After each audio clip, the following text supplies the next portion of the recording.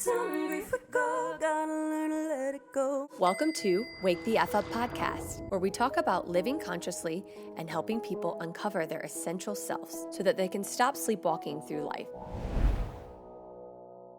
Welcome to Wake the F Up podcast, where we dive deep into healing loss through self-love and transformation. I'm your host, Alix Long, and today we're exploring a more tragic loss at a very young age. While this loss is not something that every single one of us will face in our life, loss is. Whether it's the loss of a loved one, an identity, a relationship, or even a dream, grief has a way of reshaping us. But what if instead of just surviving loss, we could transform it? What if grief wasn't the end of our story, but the beginning of a new one? Today, I'm joined by an incredible guest that exemplifies just this, Tom Shaw.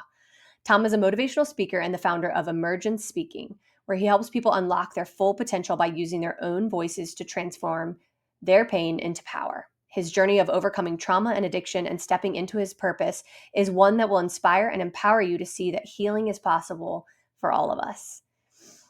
Hi, Tom. Welcome so much. We're so excited to have you today. Thank you so much for joining us on the podcast. Thank you for having me, and I'm so blessed to be here. Thank you so much. We feel the same. So why don't you tell the listeners just a little bit about your story? So how did you get to be sitting in the hot seat today, and how you got to become a motivational speaker and coach? Absolutely. I'm delighted to do that. When I was a young person, a little kid, I had a problem with sleepwalking. I would sleepwalk out of the house. My mom would have to follow me around, 2, 3, 4 years old, and then bring me back. And eventually she took me to the doctor, and the doctor said, well, there's really nothing that can be done for this issue. Just lead them by the hand back to bed, and they'll get back in bed. Years later, when I was 16 years old, it happened again. I sleptwalked out of my house, got in the car, and drove off. And I drove about 2 miles, and then I jumped a big drainage ditch and had this tragic accident where I became paralyzed from the waist down. Nobody else was injured in the accident, just me. And because of that paralyzation, it brought me to this point. And one of the things that I realized after going through my very first surgery was probably 12 hours long, big deal. My lower vertebrae and my lower back, L2, L3, exploded completely. And so they had to pick bone fragments out all over. And so I lost track of time because I was in ICU. I don't know for how long, but when I eventually was awakened, I'm in my hospital room with my mom, and I'll backtrack here in just a second, but I said to my mom, "Mom, why did this happen to me?" Not like, why did it happen? But it was like I thought I was above something like this happening to me. And I'll tell you what happened was I was a really good athlete prior to my accident.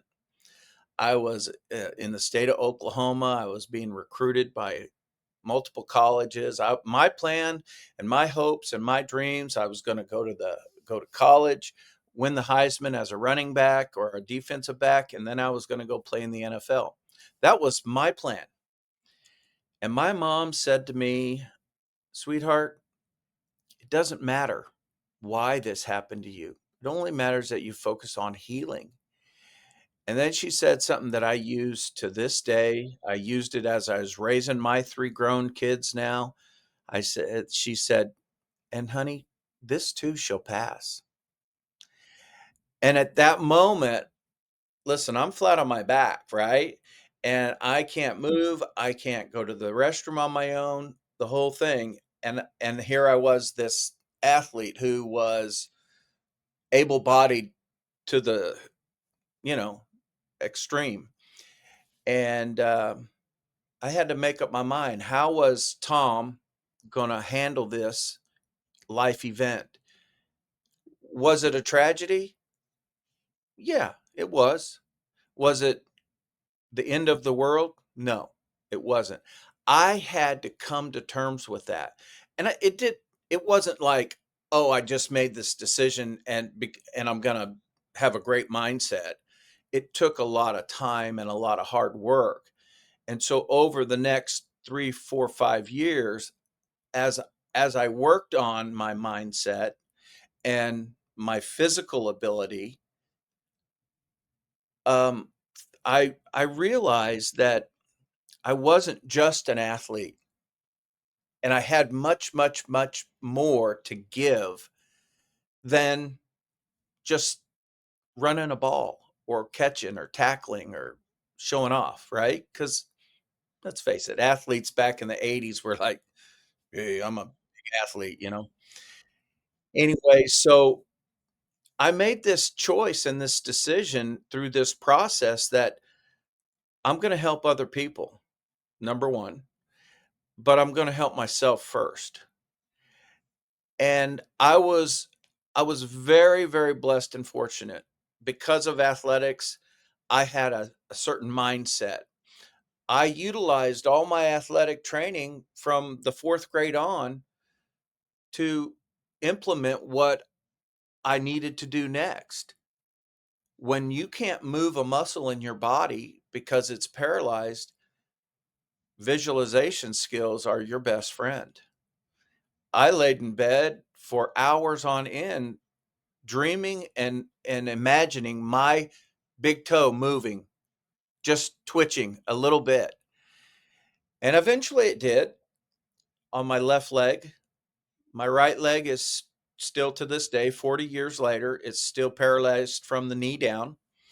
My left leg is strong. I do walk today. I have a brace on my right leg that helps with that. But as great and wonderful as that is for me, what I have to offer people is through my story, I talk to people about how do you change your mindset? How do you go from feeling rejected, turned away, an outcast, whatever that is for you, to feeling like you belong? And what I mean is you belong in your own skin, because that is exactly where it starts. You have to start by loving yourself and building your internal confidence and being okay with that person's face in the mirror that you're shaving and combing their hair and brushing their teeth every day.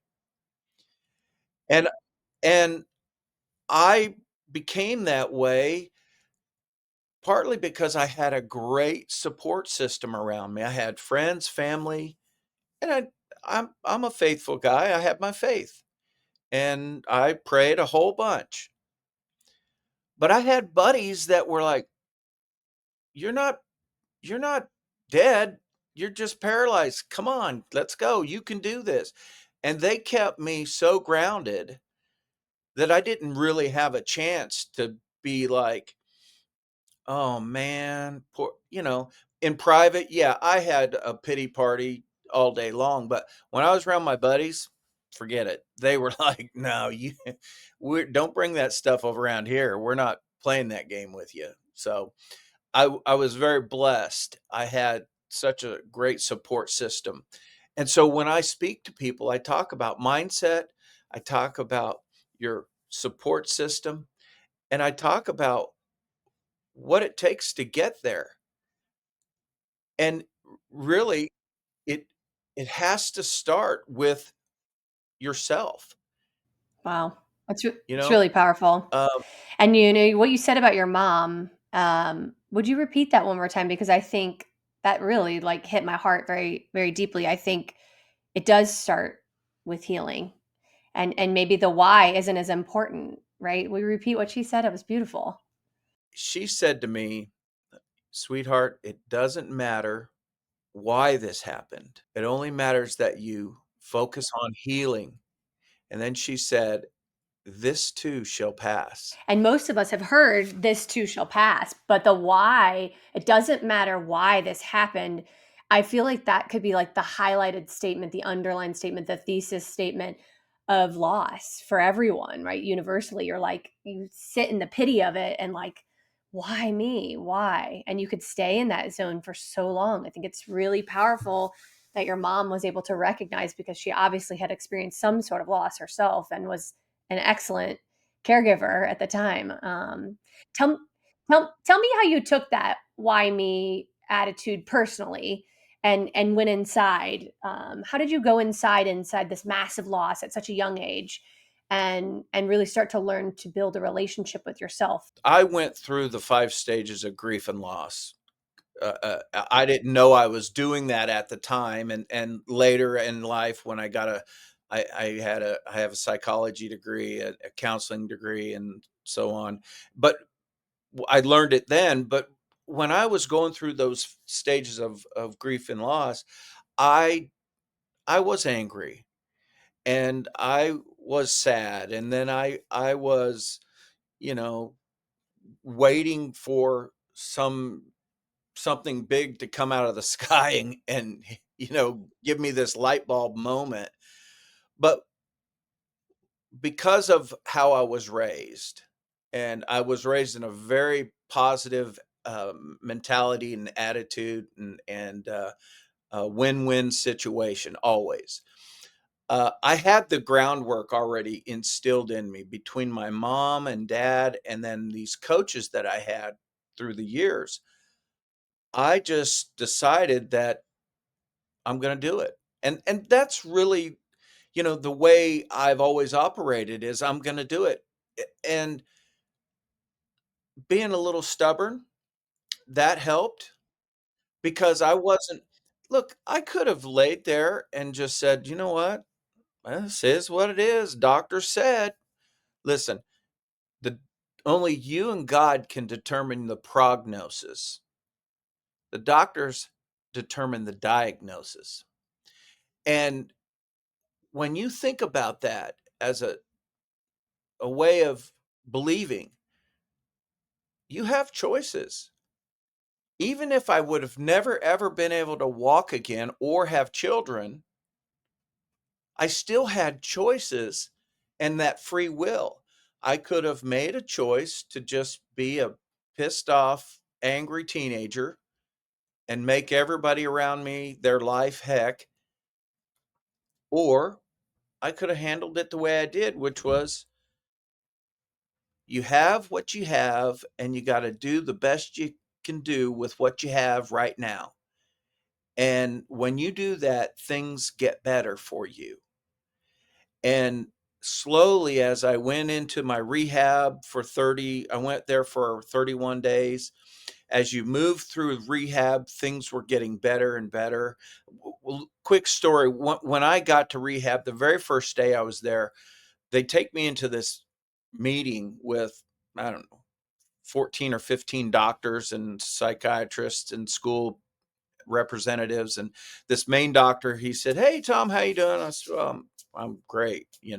I'm in a wheelchair. I'm great. At that point, still had a negative attitude. And he said, "Well, tell me, what's your goal? What's your goal while you're here?" And I said, "I'm going to walk out of here." And he opened my chart and he goes, "Well, listen, based on the prognosis here, that's not realistic. Could you do me a favor? Uh, Pick a different goal." And I said, "Well, doc, this meeting's over then." I turned my wheelchair around. I left. I never, ever returned to that meeting. And I'm going to tell you, I worked my tail off because what I did then, I took, this is another part of what I talk to people about. I took that motivation. See, we have got to find things in our lives that help motivate us. It could be a song, it could be something that somebody said, but you have to internalize that and use it in a way that you get a benefit from it. This doctor, he didn't know who I was, but he told me, "Go get a new goal." And I said, "Okay, I'm out of here." On day 31, when I discharged, I had braces all the way up to my hips on both legs, arm crutches, but I walked out of that hospital upright. And then from there, it So when you have a spinal cord injury, they generally tell you this. They say, whatever you have by 5 years, that's probably what you're going to have the rest of your life. And looking back, that's about pretty accurate. What I have now and the way I walk and get around and function, that's about 5 years till I got to that point.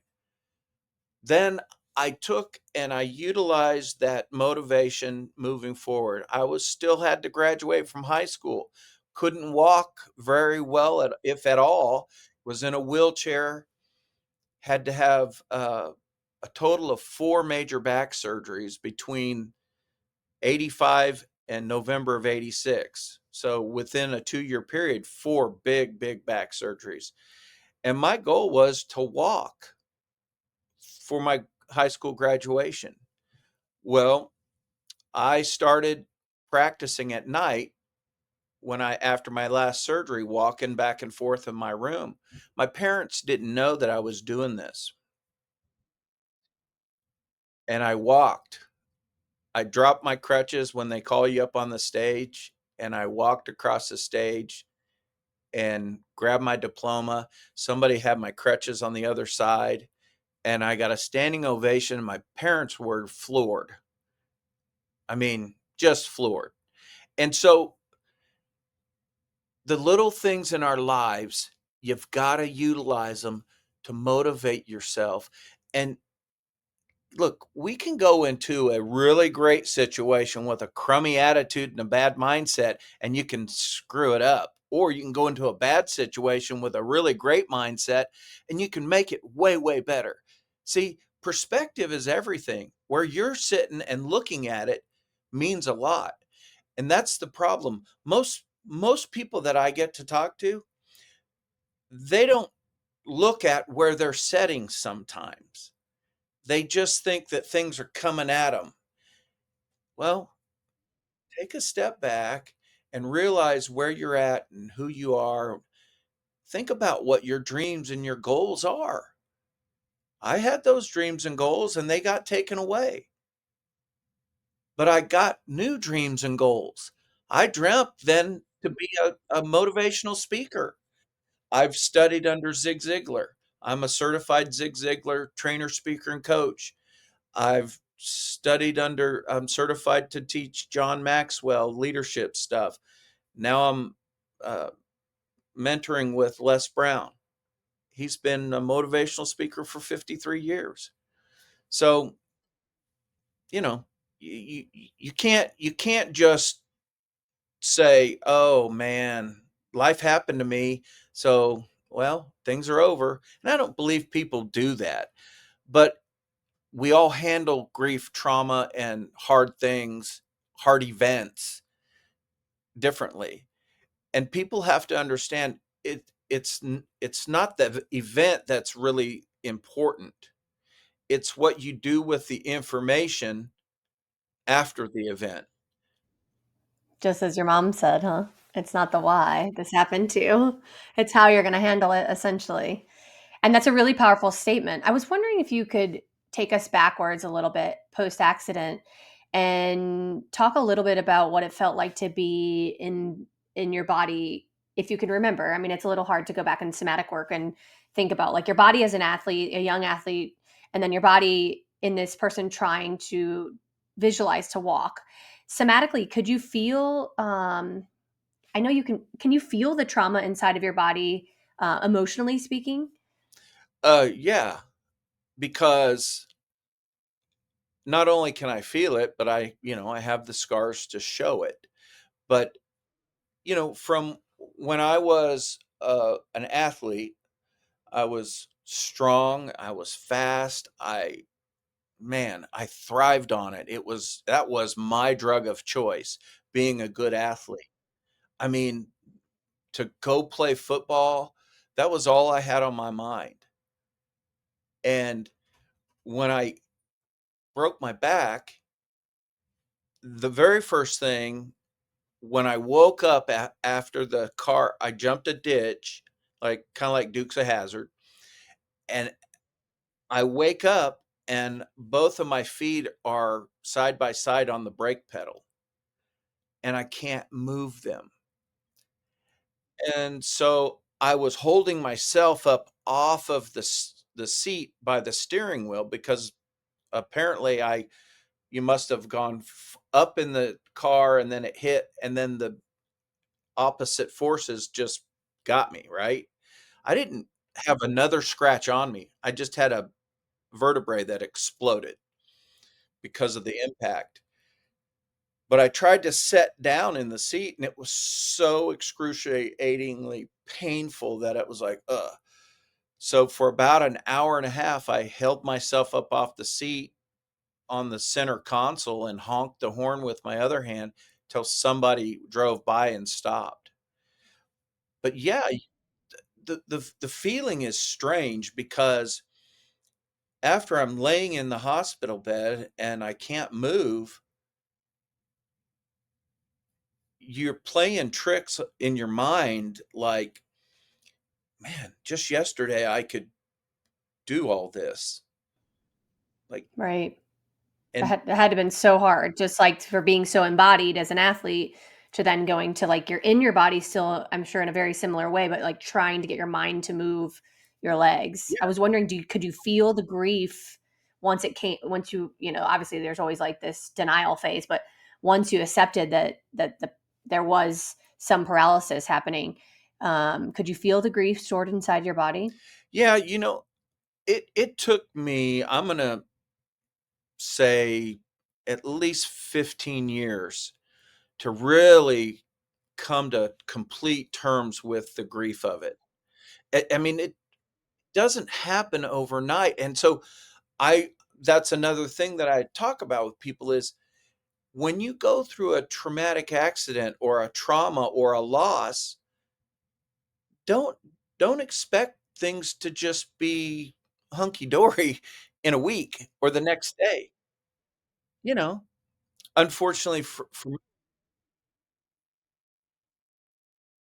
absolutely. And like a good example of how the grief would manifest itself was I still to this day I love football and sports.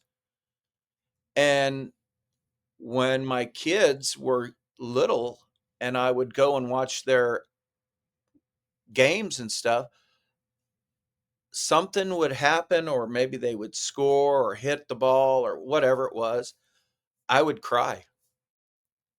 I would just cry, and it was not a controlled cry, it would just I wasn't, like, ugly crying, but it just and even up until maybe 15 years ago, I could watch a ball game and see it, let's say, a running back do something, and I'd be like, "Man, that was me. Why is that gone?" And I would cry, and so yeah, it took a good 15 years before I overcame that. Well, it's so powerful because what you're saying speaks a lot to how I feel too. It's like the grief doesn't go away. You're telling the listeners that your superpower really was that you were able to manage the grief, right? Feel the grief, but you were able to really change your mindset and keep working on goals that maybe a lot of people think were unachievable, but and you were able to achieve a lot just by believing in yourself and loving yourself and sitting with what is, as one of my recent guests said, which is I think powerful.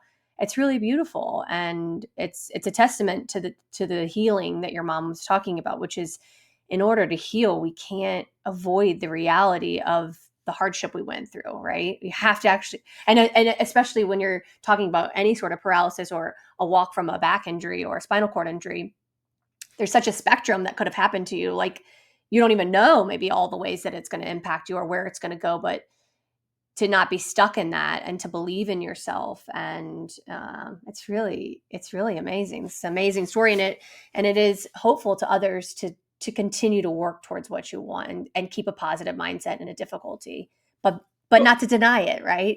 right, and the fear of the unknown is real.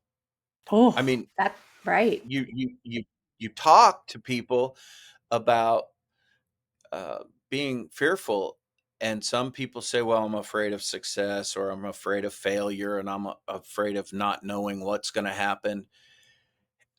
I had to adopt the attitude early after my accident that I don't have a choice. I've got to jump into the deep end and see whether or not I could swim and then assess and then start over. There's a really good book called We'll throw it in the show notes because we'll find it. And what's it called? Jump? Jump. He talks about his life and so on, but he describes the process of trying and failing and starting over. He says, you're going to fall and crash against the rocks and get banged up and bruised along the way, but if you don't get up and try again, you're never going to soar. You're never going to take off and fly. And it was just a really poignant book that it's not a big read, but it's just a really like a good analysis of you can't you can't stop. If you fall down 7 times, you get up 8, you know? You gotta have the look, not all of us are created the same. I didn't come out of the be born into just being a great athlete. I worked at it and that was all I did. I worked at it and worked at it and worked at it. Then I became good at it.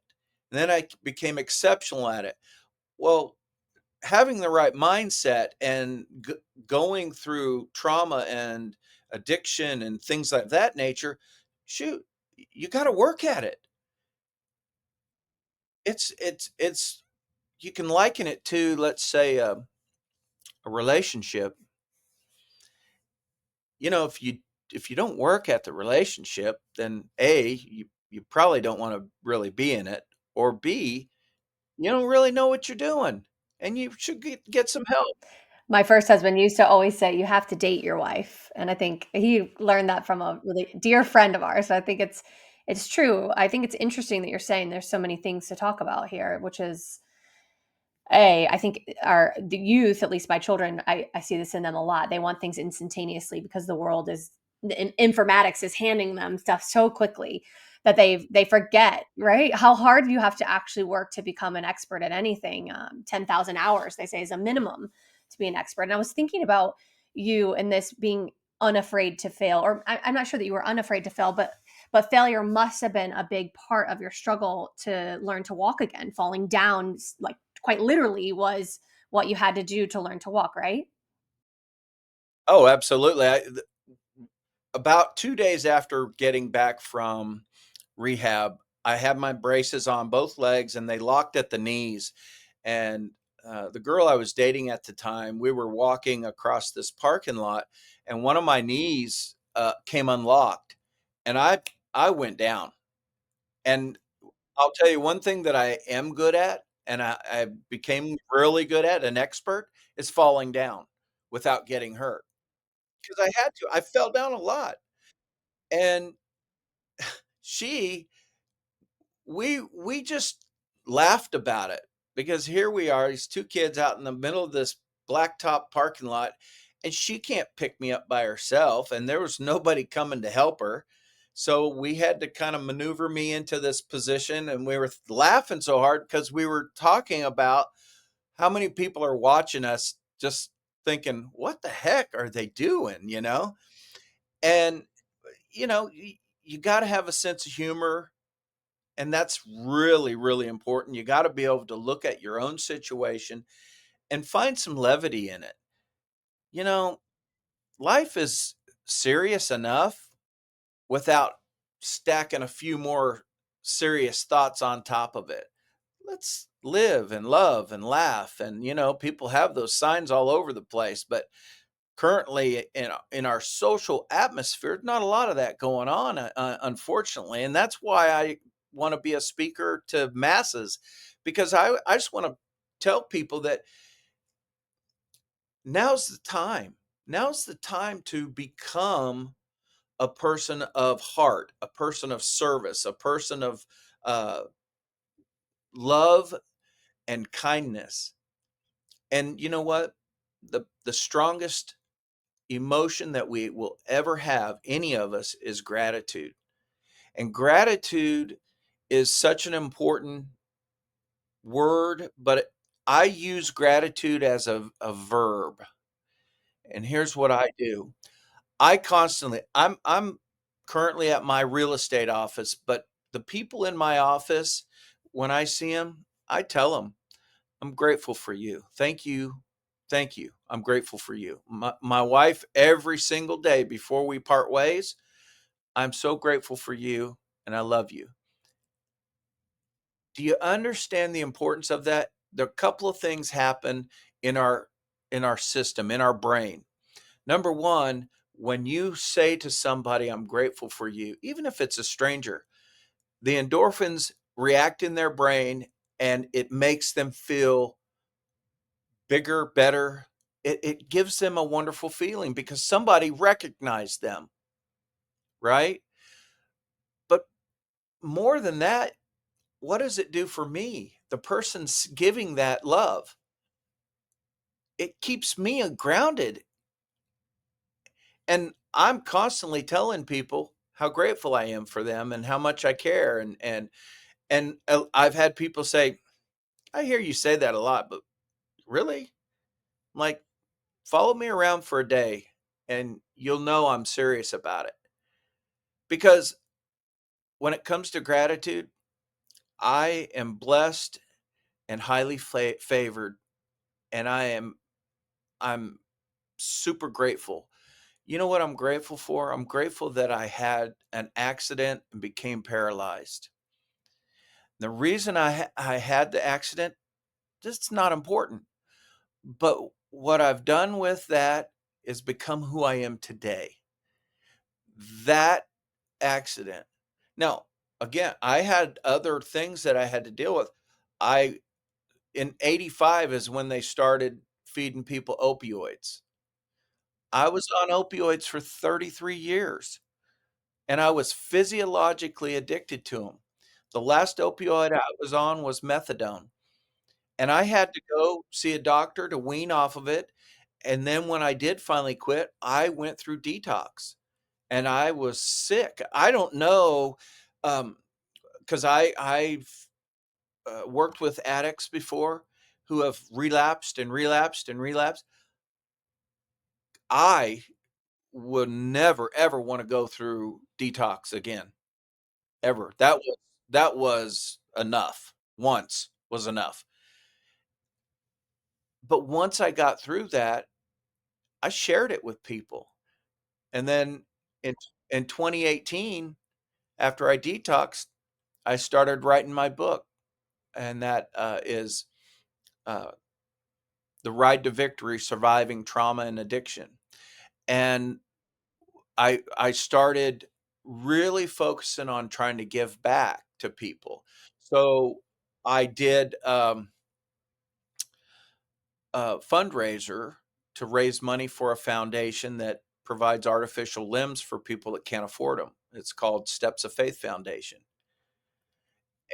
And so again, I know that we're talking about my story, but it's not about me. It's about me sharing this with people and sharing the ways and the reasons how I believe they could help themselves. Because let's face it, for you to change or any of us to change, first thing you got to do is got to want to do it. And you've got to believe that you can do it. We all have that in us. I have a lot of experience with opioids. My first husband had terminal cancer and passed from esophageal and gastric cancer. And so, man, I have bear witness to those people who are really needing opioids for pain relief. Man, how Mhm. it just continues to climb and climb and climb. And to be fair, they're very effective pain medicine, and people need them. But it is really Mhm. challenging when you have chronic pain, how to remove them or live without them or even get off of them. So, talk to me a little bit about removing pain medicine from your life, and how did you overcome that? How did you recognize that was a need? Um, were things kind of spiraling out of control in your personal life at that point? Did it get to be a non-balanced use of the pain medicine? Because I think that is something people who might be in your same station who have major back injuries, chronic pain, struggle with, right? Like the pain is still there, but they to remove the opioid is a challenge. And then when do you know the balance has gone overboard that we need to remove the pain medicine and live with some of the pain that is inevitable? And then secondary, how did you Right. love yourself through that time? Was there a lot of shame? Was there a lot of hardship? Did it bring up like a lot of your emotionality around the trauma and the grief? First of all, I never had to beg, borrow, or steal to get opioids. I'll because they just look at my X-ray and go, "Yeah, he's in pain." And it was that simple. No doctor in 33 years ever said, "Tom, would you like to get off those?" That is mind-blowing, okay? That right there is mind-blowing. Now, to be fair, my wife is in the medical profession, and so there was a little bit of a push from her, and the why I wanted to get off of them because I was complaining about being constipated all the time and my bowels having bowel issues. And she's like, "Why don't you get off those? Quit complaining." And I was like, "I'm afraid because if I what if I have pain?" She goes, "We'll cross that bridge when we get to it. There are other ways to treat your pain." And I'm going to tell you what I found after I got off my opioids and your system cleans out the back pain that I was having was from my bowels being backed up. It wasn't from my back. Now I have neurologic pain and phantom pains in my leg and all that, but I never felt I just felt like all those 33 years that it was what I was supposed to be doing. I worked full-time jobs as a counselor for 15 years. I raised 3 kids and I was loaded. You know? It was just part of who I was, and I was I kinda feel like I was in this bubble that a lot of people do spiral, but I have always had really great medical care, and so, I didn't have to like I said, I didn't have to go nobody ever said to me, "Hey, we're not gonna give you these anymore." So Well, this is an important topic to it discuss is. because you weren't spiraling out of I was not. control. You had your life very much control. You were functioning at a high Yep. level, and yet what you're saying is, and this is true, right? I think a lot of us take our pain, our grief, and I don't even think you were intentionally numbing. You were just afraid that you would have different pain if you came off of the medication. But it is a sense of numbing, or you were a little bit disconnected, probably from your full reality. And I think that's a lot with addiction. I think people use it whether they're even conscious of it or not. They start it because they're afraid of something, and it's to help, right? I believe that that's 100%, and I believe that, at the very beginning, yeah, there was probably a lot more pain than towards the end, but I would say that that's a fair statement, that I was unconsciously just numbing emotional things, and that was that after the fact, w I'll tell you what, after I detoxed, my mind was so clear, and I could think. I was different. My wife, she was like, "Wow, what the heck? You are happy." I felt happy. I mean, I was again, I had even through the getting off the opioids, I had a very good support system. And so that's why I talk about that. And I had people who were like, "Hey, you got this. We're here with you. We're for you," you know? And so I What do you suggest to people who don't have a support system? Do you have any advice for your clients or the listeners out there that maybe don't have such a good support system like you did? Because I really do believe it Yes. sounds like your mother was amazing. And you had your girlfriend in high Yep. school seemed to have stayed by your side. Where I think in a situation like that, high school kids are afraid of everything, and I think they could be very callous Yeah. about your situation. Did you always everyone in your support group stayed the same? Because in as a widow, often I would say my support group dramatically changed after my husband died, and my husband now is also a widower, and same, like we had some major changes, and Yeah. not by any fault, just people really struggled to stay around. Tell me a little bit about what your advice is for creating So and for picking a good people that support are out system. there and they're struggling, they're all alone. They don't have a support system and they're struggling with opioid usage. There are places you can go to get help. And I understand a lot of people don't want to walk through the door or push through the door, whatever it is, and ask for that help because maybe there's pride involved, maybe they're embarrassed, or maybe they aren't exactly ready to stop. But you've got to find those people in your life because none of us are absolutely alone. There's always somebody out there. And my support system did change from before my accident. Of course, my mom was my one strength and constant, okay? But then I had buddies, 17-year-old guys, athletes, who would support me in ways that you cannot imagine a 17-year-old male doing. They would help carry me into the restroom and get me onto the toilet. They would carry me in and out of buildings that weren't handicap accessible during that time period.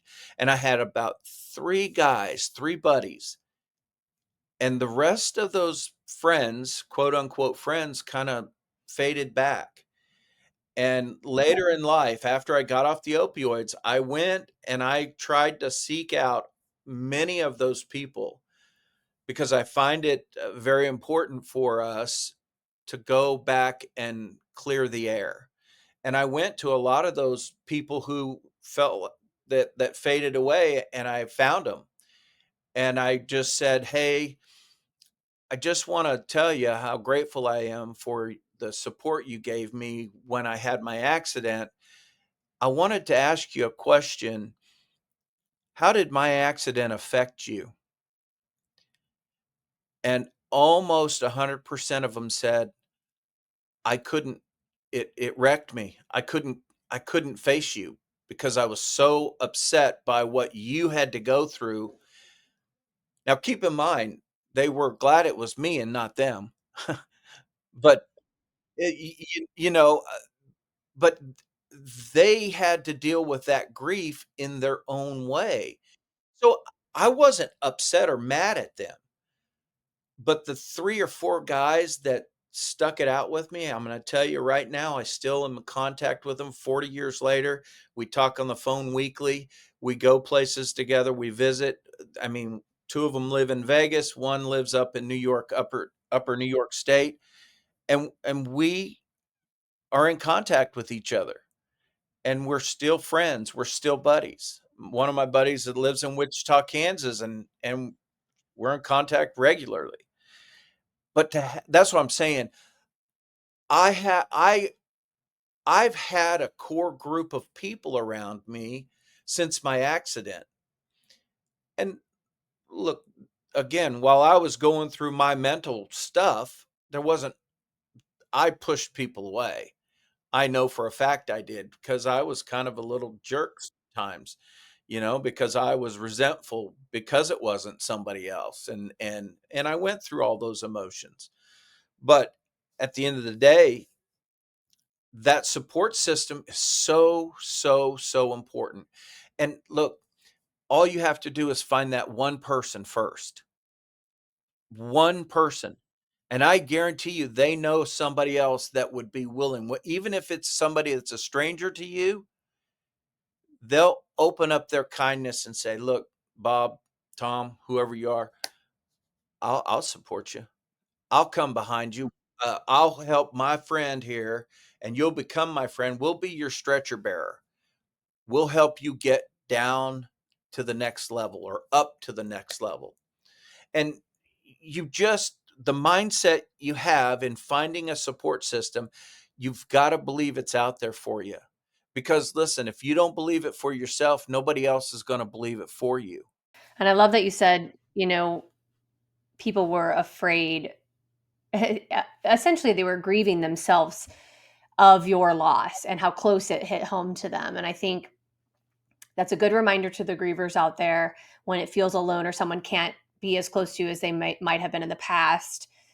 When a big accident happens or a major shattering happens or a large loss happens, your support system is faced with their own version of grief, right? It's not your grief, you're not the primary loser or loss here, but they have to look at loss and death in a way that maybe they're super uncomfortable with. And so when you're feeling abandoned by those people, potentially because they just are struggling with their own version of healing from this, reminder, it's not about you per se. It's really about their own mortality, their own facing of the loss. And so that's a really good thing. And to reach for those people who continue to, quite physically for you, Tom, hold you up, is so, so important. And I was wondering, this is a lot of authenticity coming out in what you're saying here, is that of course you had resentment, of course you had anger, of course you had to work through your own cycle of grief and emotionality.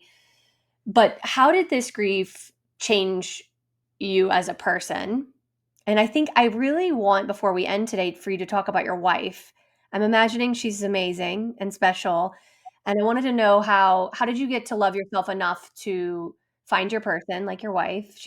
You're great. You're grateful for her every day, and your children. So talk to me a little bit about becoming the authentic Tom and then falling in love with your wife, and how is that, must be your primary relationship, the most important relationship you have. So talk to me a little bit about loving again after loss.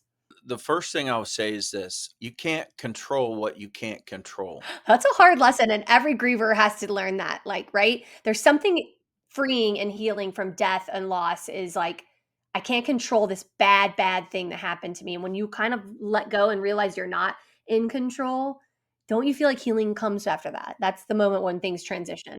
Absolutely. And once I really fully understood that most things in our lives we have little control over. What outfit we wear or what car we drive or what kind of house we live in, those things, whatever, right? But when you're out driving around, you have no control over the other car that runs into the side of your car. That was out of your control. That's why they call them accidents. So control, let it go. It's not your burden to bear. Control who you are and what you want to be. So let's talk about my wife. I love my wife dearly. So I was married to the girl I dated in high school first, and that's who my three children are from.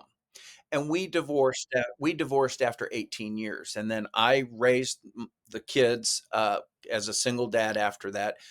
And she was a good mom when they were little, and things changed, and that's fine.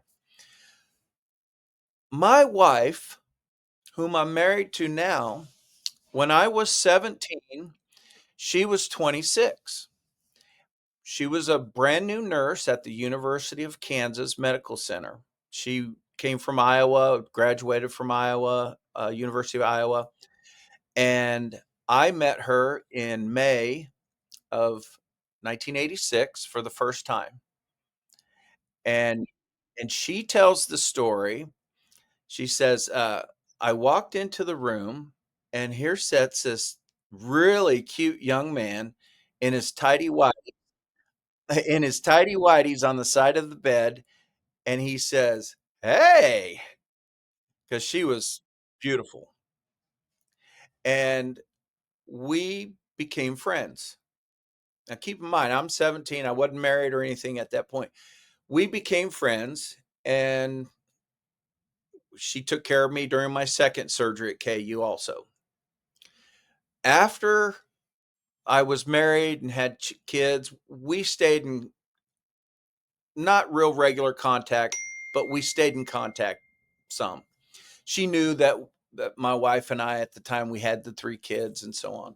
Well, then after I got divorced, I called her and I said, "Hey, I'm getting a divorce. What are you up to?" And she never changed her phone number ever the whole time. I'm talking about this is before cell phones, right? And so she still had a landline. And anyways, so 2007, I asked her if she wanted to go out on a date, and she said, "Nah, I don't think so." And then when she finally did agree, she stood me up a couple of times, and yeah. And I had a 3-hour drive to go on this date. So I was pursuing her, to be fair. And when we finally did have our first date in September of '07, we've been together ever since.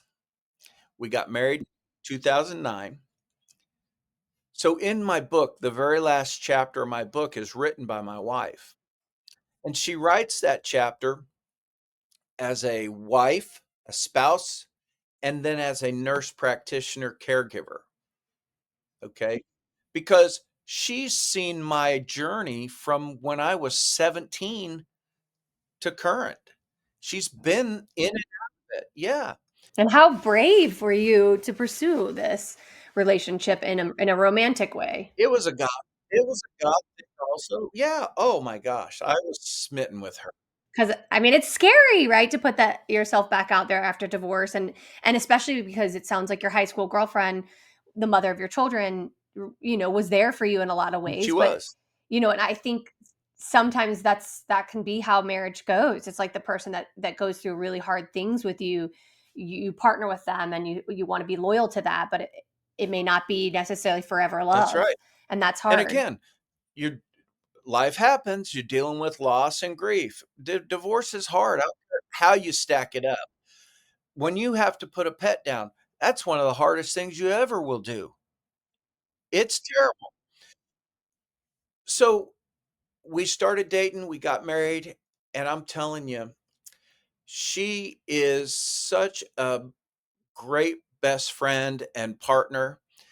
Uh, she is so supportive of me and my dreams and hopes and aspirations. She's been a nurse for 40 years, and she's getting close to retiring. And I'm like, "Well, what are your dreams and aspirations?" She's like, "I don't know, but she'll find it. She'll find what she wants to do, but her work has been her dream and her aspiration." And the thing is that she was pushing back a lot. And I had to have the confidence in myself to say, "Yeah, I don't have a lot to offer necessarily, but I have a bunch of emotional support and feelings and emotions that I'm willing to share, and we just make a great pair of people, a great team." Well, that's really powerful. I think that we underestimate, a lot of us when we have to get back out there and love again, which I'm remarried, is it's really scary, especially the older you get, like because your physical is changed. You're not this young, healthy version of yourself. And I think that it's really important that we remember that true connection actually is built in safety in our nervous system, and not to mention the fact that vulnerability and emotionality is probably one of the greatest gifts that our partner can give us. At least for me it is. I need that connection in order to feel seen and loved every day, and that's the same connection we're trying to work on Yeah. with the internal love of the self, right? And it's hard. It takes constant work, and I think we can see from your story, it doesn't matter how many times you fall down, you're going to get up and keep trying because you are not a quitter. You are a go getter. And it's Let me amazing. say this. A lot of people don't realize this, and check the facts, do what you will. Fear and joy are the exact same emotion. They come from the same spot, but one has a certain connotation and the other has a different connotation. So you have to you have to have again, you have to have a mindset of gratitude. You have to feel confident in who you are. And once look, I tell all my people when I'm speaking to them, hey, if you need to borrow some confidence, call me. Call me. I'll loan it to you. I'll share it with you. I'll hold your hand through the process. And people are like, wow, how do I take that from you? Well, look, I'll model it for you. I'll show you how you do it. And when you get to a point where you can have it on your own, then go fly. Do what yeah, do what you wanna do. But but I think you're right. I feel for me personally, I love being connected to my humans, my wife and my 3 kids, because my wife and my 3 kids are everything. I mean, my kids are grown. I 35, 33, and 31, they're grown-ups. A diesel mechanic, a pilot in the Navy, and a munitions expert in the Air Force Reserve, and they've done great, and and I am amazed all the time by them, and so people say, "Well, Tom, what motivates you today?" I'm gonna tell you what motivates me today. Um, Buying a new guitar, 'cause I started playing guitar, this past year for the first time at age 55, Amazing. and I'm a guitar junkie now. I love guitars.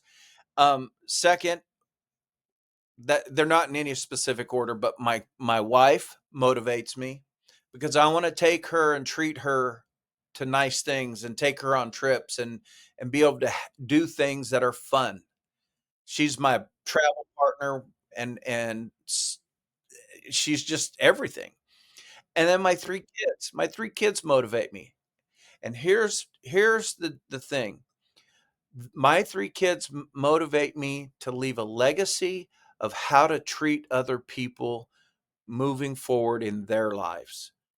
I don't If I leave them money or a house or any of that tangible stuff, who cares?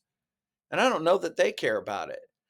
But if I leave them a legacy of being able to be grateful, kind, and love other people and be willing to help other people, when I'm buried and all I've worn it out, I've left it all on the table, then I've done my job. Les Brown says, "Live full, die empty." Oh, I love that.